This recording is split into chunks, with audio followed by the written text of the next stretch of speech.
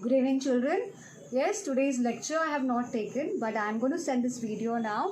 Right now, what did we learn last time is about the oxidation reaction, reduction reaction, oxidant, right, and the which is also called as oxidizing agent. A little more addition to that oxidant.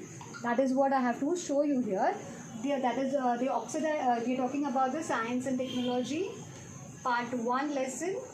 That is the chapter number. This chemical reactions and equations. What is the number of the chapter number is 3 I think, right? Chapter number 3. We are doing chapter number 3. Now, oxidant, which are the different oxidants that we have not discussed. So let us quickly discuss about them. Oxidant, they are also called as oxidizing agent. This is because they provide oxygen in the oxidation reaction. Oxidation reaction requires oxygen, which is required to. In that reaction, what happens is oxygen combines with another reactant to give you an oxide. So for that, oxygen is required. Now that oxygen is provided by this oxidant or oxidizing agent. Now this oxidizing agent, these are named as follows. KMnO4 with H2SO4, that means acidified potassium permanganate, is one of the oxidants or the oxidizing agent. Second one is potassium K2Cr2O7 is potassium dichromate with H2SO4, which is the again acidified form of the potassium dichromate. Then ozone and hydrogen peroxide, which is a mild oxidizing agent, provides little amount of oxygen, right, and therefore it is called mild oxidizing agent. So these are the different oxidants which provide oxygen in the form of nascent oxygen first, and that nascent oxygen is further converted to oxygen molecule.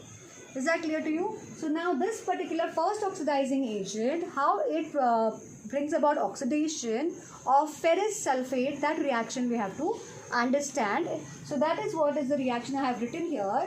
2KMnO4 plus 8 molecules of sulfuric acid, that is the acidified potassium permanganate, the oxidizing agent, is going to be used to oxidize 10 molecules of ferrous sulfate FeSO4, right? And what do you get the product?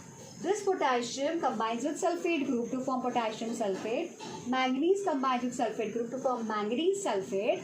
So K2SO4 plus MnSO4 plus FeSO4, which is there, now has been oxidized to Fe2SO4 thrice. Fe2SO4 thrice. That is called as ferric sulfate. This is ferrous sulfate oxidized to ferric sulfate. Now this particular reaction can be just shown here. Oxidation of ferrous sulfate is happening, right? So only what is the oxidation reaction? FeSO4 getting converted to Fe2SO4 thrice is the next step. I can show the reaction, right, in short. And further, the ionic reaction of this FeSO4 converted to Fe2SO4 thrice I can show as Fe2 plus SO4 2 minus, giving you Fe3 2 Fe3 plus ions plus 3 SO4 2 minus ions, right? So these are the this is the ionic reaction. And the last step I am going to show what is the exactly oxidation taking place. It is the oxidation of ion, Fe2 plus to Fe3 plus. So Fe2 plus to Fe3 plus means what? Ferrous to ferric means one electron is lost, right? And therefore what is the oxidation happening? Fe3 plus is formed. So oxidation reaction we had learned last time, the definition of oxidation is also losing one or more electron. That is what you can see here. Ion loses one electron and oxidizes to Fe3 plus, that is ferrous to ferric ion is formed. Right? So this is the example of oxidation reaction happening because of loss of one or more electron. Now this is one reaction which had to be completed. Now next part I have to complete is about the corrosion. Now I'll change the position of the video a little bit. Of corrosion. Corrosion is the form of oxidation reaction happening in nature. Right? For example, whatever iron is there, it gets rusted. Right? If you keep it open in the, I'm sorry for the disturbance. So further we are just going to learn about corrosion. What is corrosion? Right? Whenever the metal is getting in contact with the oxygen and the moisture of the air or the whatever components in the atmosphere, it undergoes degradation or it undergoes oxidation. And when that metal undergoes oxidation, it forms oxide, a layer of oxide, metal oxide. That metal oxide layer is formed on that particular metal, right? For example, iron. If iron is exposed to the atmosphere, what happens to the iron? It's a very slow process of oxidation or slow process of decay also we call it as, or degradation of the metal we call it as, right? So when the oxidation of that iron and when exposed to the atmosphere takes place in a very slow manner, it takes a long period of time to form the oxidation of the iron, right? Now this iron gets oxidized to form the reddish what is that, iron oxide. That is a rust which you call it as, right? The rusting of iron, which is then nothing but oxidation or the corrosion of iron metal in the presence of the oxygen and moisture in the air, or the other components of the atmosphere like the acid also right, contributes to the rusting of the iron, and therefore basic components are water and oxygen. So when this water and oxygen they come in contact with the iron, right, it undergoes oxidation, and iron oxide, which is a reddish color oxide, that forms a layer on that particular iron surface, and thus you say that the iron is rusted. So this is called as nothing but corrosion, because the iron is being utilized or it's continuously being used up for the oxidation reaction, and therefore it is called as corrosion. Iron is getting used up, and therefore it is getting called as what? Corroded. It is getting used up. The corrosion is nothing but used up of the iron getting used up in the process of oxidation reaction, and therefore this corrosion reaction, to understand this corrosion reaction, there is a small experiment given in your textbook. Let us understand that experiment quickly. There are 4 test tubes you have to take, right? So these are the 4 test tubes. Number 1, number 2, number 3, and number 4. These are the 4 test tubes we are having, right? In each of the test tubes, we are going to take the iron nail. In each of the test tubes, what we are taking is the iron nail. We are placing an iron nail inside the test tube.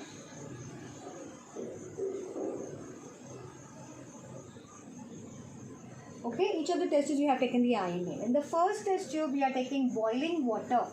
What we are taking in this first test tube? Boiling water. First test tube.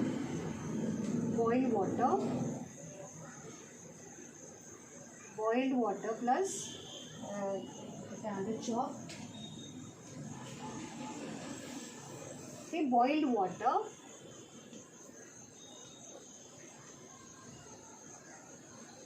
plus we are adding some few drops of oil, so that it forms a layer on this boiling water. So this layer which you can see above the water is of the oil. So we are having boiled water plus oil in the first test tube, right? In the second test tube, we are going to add salt solution, right? Salt solution. Boiled water over here, salt solution here, right? The salt solution is there in this particular second test tube. Third test tube, we are just going to keep it as it is open. We are not going to add anything in the third test tube.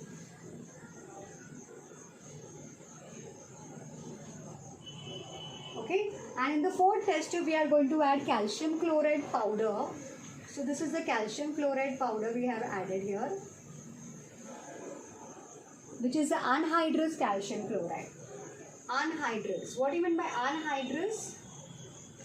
What do you mean by anhydrous calcium chloride? I hope you are able to see this particular word, anhydrous. Or I will write below in the bracket what kind of calcium chloride it is. Anhydrous. Anhydrous is what? Dry, without any water molecule. This kind of calcium chloride powder we have taken in the fourth test tube, and we are closing it with an airtight stopper. Okay. Now you tell me, iron nail, right? It is a what you can say, it's a new, all are the new iron nails, right? So they are all grey, fresh grey colored iron nails which are being placed in the test tubes. Now, which iron nail will show corrosion? Can you tell me? First test tube is having boiled water and oil, right? Second test tube is having salt solution. Third one is empty, right? You can see nothing is there, empty. So what will be there? It is open, right? So open means air can pass through it. And over here, calcium, anhydrous calcium chloride. What is the property of anhydrous calcium? Since it is dry, it is without any water molecule, it has the property of absorbing the moisture, whatever is there in the, right, where it is placed inside the test tube. So whatever in the test tube moisture is there will be absorbing all the moisture from the test tube. And it is closed with a stopper. So closed with a stopper means no more moisture will enter into the test tube, right, except whatever air has been entered in the test tube, that will remain. So which test tube do you think the corrosion or the rusting of iron will take place? As I told you, rusting of iron takes place because of oxygen and water. These are the two main components required for rusting of iron or corrosion of iron, right? Now here in the first test tube, boiled water is there, means moisture is there. Oil layer prevents the oxygen from or air contact with the nail, and therefore rusting, which requires oxygen or air, is not present here, but only moisture is there. So a very little slight oxidation or slight corrosion can take place in the first test tube. Second test tube, salt solution. Salt solution, it actually, what you can say is, increases the rate of oxidation of iron nail or corrosion, and therefore you can see maximum corrosion happening in the second test tube because of the salt solution present there, right? And as well as this test tube is open, so air is coming in contact, water is there, and plus the salt, it enhances the reaction of corrosion or the oxidation reaction of the iron nail, and therefore the maximum corrosion which is happening is in the, because salt solution is present in the second test tube. Now the third test tube is empty, means, and it is open. So whatever air is there is going to enter in that test tube. So whatever air is having the moisture, that moisture and plus the air which is entering, that can cause the corrosion. So this particular test tube will also show the corrosion, but comparatively less than the test tube 2. Right, but the test tube 4 is closed, is having the stopper, airtight stopper. So no more air is entering, whatever air is there, that will only, and moisture is also not there because calcium chloride is absorbing the moisture. And therefore only presence of oxygen, little bit of oxygen which is there, that will cause little bit of oxidation or little bit of corrosion in the fourth test tube. So the maximum is happening in second test tube, little more than second is in the third test tube, and very very less small little change or small little corrosion is happening in the first and the last test tube. So this is how the observation in this particular experiment proves that corrosion happens because of presence of the corrosion is because of what? Presence of water or moisture and oxygen in the air, that causes the corrosion of iron nail or iron in the atmosphere. Is that clear? So the corrosion part is nothing but the one type of oxidation in the environment. That is over with the one type of oxidation. Now the another type of oxidation which we are going to talk about is the, now before that we can just understand about the rusting of iron, how exactly it takes place, right? With the help of chemical reactions we are going to understand, right? So this part is just a demonstration of this experiment we are finished with. So I'll rub this. I hope you have taken down this all, whatever I am doing on the board you have to take down in your notebook. Is that clear? Then the next part we are going to talk about is the reaction I told you. The rusting of iron which is there, or the corrosion which is there, rusting of iron is not a simple reaction. Rusting of iron is not a simple reaction. It is actually not a very simple reaction of just oxygen combining with iron and forming iron oxide, but it is a electrochemical reaction. Why we call it as electrochemical reaction, right? So write down this important points. It is an electrochemical reaction. Why do I call it as electrochemical reaction? We will understand further now. Electrochemical reaction. So very important, rusting is an electrochemical reaction. Why do I call it as electrochemical reaction? Because whenever rusting takes place, this particular corrosion takes place of iron, the iron surface has many sections or many regions on which anode and cathode are formed, right? And for example, this is the small iron surface. On this, here will be the anode, here will be the cathode, here will be the anode, cathode. So anode, cathode, they are acting as, and since they are acting like electrodes, the reaction is called as electrochemical reaction. Now whatever anode region is there, at that surface, what happens is, the iron is there, it is going to get iron metal which is in the solid state, gets oxidized first to form Fe2 plus ion plus 2 electrons. So losing of electron showing the oxidation reaction at anode region. This is happening where? At anode. So when it is forming anode and cathode on the iron surface, whatever whatever material is there, right? That iron material ka surface, whatever is there on that anode and cathode, some regions are behaving like anode and cathode. So at anode, what is happening? The iron metal which is there is getting converted to Fe2 plus ions. And at the cathode region, second reaction is about the at cathode what is happening. At cathode, what is happening is the oxygen gas which is there, it is getting reduced. Oxygen gas is getting, and for reduction what we require? Hydrogen atoms. So oxygen gas takes the hydrogen, hydrogen, right? If you want to take the hydrogen in the aqueous state, from the water, what a moisture is there, from that it will take the hydrogen and will get reduced, plus 4 electrons, because 4 H plus and negative charge, electrons and negative charge. So 4 plus is there, so 4 electrons, 4 negative charge to cancel each other, and thus what we are going to get is oxidation of oxygen is taking place. So it will be forming nothing but 2 molecules of water, right? So 4 hydrogen and 2 oxygen is in the liquid state. In the liquid state, it is formed. Is that clear? So at cathode, this particular oxygen is getting reduced to water molecule. Now in the third reaction, what is happening? Third step, what is happening is this particular ion which is formed at anode on the surface of the iron is migrating or is traveling to the cathode region. And when it is traveling to cathode region, migrating to the cathode region, what is there? Water is there. So before forming or reacting with water, this Fe2 plus is getting converted to Fe3 plus.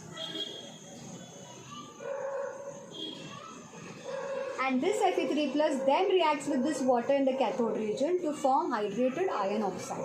So what is the fourth step? This Fe3 plus 2 molecules of water which are formed at cathode region, they react to form nothing but, what is that? Iron oxide. Fe2O3 dot H2O hydrated. That is the hydrated iron oxide. And what is remaining? Fe2O3 H2O is there. So one more molecule of water is remaining. That will be reacting with. So what you are going to get is 6H plus. You can show it in the form of 2 2s are 4. Am I right with this? Or you can balance it, right? For balance, I want Fe2 this is. So 2 Fe I am going to make it. And 3 oxygen ke liye, I will make this as 4 molecules of water. To balance this, I am balancing the reaction. So Fe2, 3, O3. So 1 of 3 plus 1, 4 oxygen are satisfied. And 2 hydrogens are here, 4 2s are 8, 6 oxygen hydrogen are remaining. So 6H plus ions are remaining. Correct? So 6H plus will be in the form of the aqueous state. And this rust is in the, and this Fe2O3 dot H2O which is there, I have written, that is a ferric oxide, hydrated ferric oxide, that is what is called as a rust. So this is how rust formation takes place. So I can name it over here. This is the rust formed over here. Okay, so which is the rust? Fe2O3 dot H2O, that is a hydrated ferric oxide, is nothing but the rust. So these are the reactions. This is how the reaction takes place. So it is not a very simple reaction, rusting. It is involving a electrochemical reaction. Formation of anode and cathode is taking place, and these are the steps, right, which are happening right, during the rusting process, right? So this is how rust is formed, or the corrosion. This is how it takes place. Is that clear?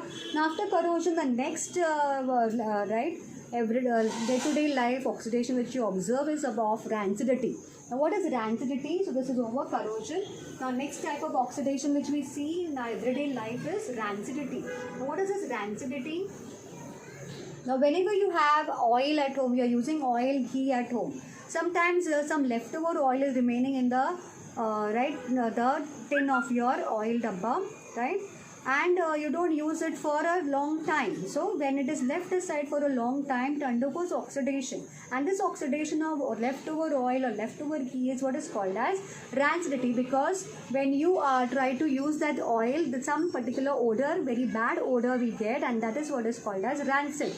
Right, that rancidity, oxidation of oil has taken place, and it gives out a very foul smell, foul odor. Foul means very bad odor. And when you try to cook the food in that kind of oil, the food also tastes very bad, or that its taste changes and you don't like to eat that food. So rancidity is it's talking about the spoiling of oil due to the oxidation of that or leftover oil or ghee. Even if the food is made in the oil and it is left aside for days together, right, it can convert rancid, or it can become very bad taste because of oxidation of the oil in that particular food. So foodstuff made in oil, if left for many days, again that can also turn rancid. Okay, so rancidity is observed. Also to prevent rancidity, what is done is, many of the food packets, they are using antioxidants, right? They add antioxidants to the food, or they keep it in the airtight container so that the oxygen does not come in contact with the food and oxidation does not take place and the food does not turn rancid.